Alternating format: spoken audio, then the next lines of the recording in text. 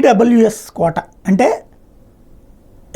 Reservation పొందని కులాలని OC అంటారు, అందులో వెనుకబడిన వాళ్ళని ఓబీసీ అంటారు, లేదా ఈడబ్ల్యూఎస్ అంటారు, అంటే ఎకనామికల్లీ వీకర్ సెక్షన్స్.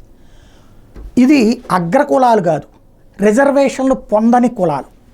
ఈ కులాల కోసం రిజర్వేషన్ 10% అప్పట్లో మోడీ ఇస్తే దాని మీద సుప్రీంకోర్టు దాకా వెళ్ళి నాకు కొట్టేస్తే, ఇప్పుడు చంద్రబాబు గారు మరొక అడుగు ముందుకు వేసి బీసీ స్టడీ సర్కిళ్లలో 10% ఈడబ్ల్యూఎస్ కోటా పెడతారా, అట్లని బీసీలకు నష్టం జరగకుండా. ఎందుకంటే ఒక ప్రతిపాదన ఇప్పుడు ప్రభుత్వానికి బీసీ సంక్షేమ శాఖ పంపించింది. ప్రస్తుతం ఉన్నటువంటి డిఎస్సికి ప్రిపేర్ అవుతున్నటువంటి వాళ్ళకి ఎవరైతే ఉంటారో ఒక్కో స్టడీ సర్కిల్లో 200 సీట్లు ఉన్నాయట. దీన్ని 10% పెంచి అంటే 220 చేసి ఈ డిఎస్సికి ఉచిత కోచింగ్కి 2000 దరఖాస్తులు వచ్చినటువంటి నేపథ్యంలో 220 చొప్పున చేసి ఈడబ్ల్యూఎస్ కోటా కింద ఆ 20 ఇద్దాం అన్నటువంటి ప్రతిపాదన. చాలా మంచి ఆలోచన. అధికారి బీసీ సంక్షేమ శాఖ ప్రతిపాదన మంచిది, చంద్రబాబు గారు ఎదుట ఉంది. ఆయన అంగీకరిస్తే ఈడబ్ల్యూఎస్ కోటాలో ఉన్నటువంటి వాళ్ళకు కూడా ఖర్చు లేకుండా ఇది చదువుకోవడానికి ఉపయోగపడుతుంది.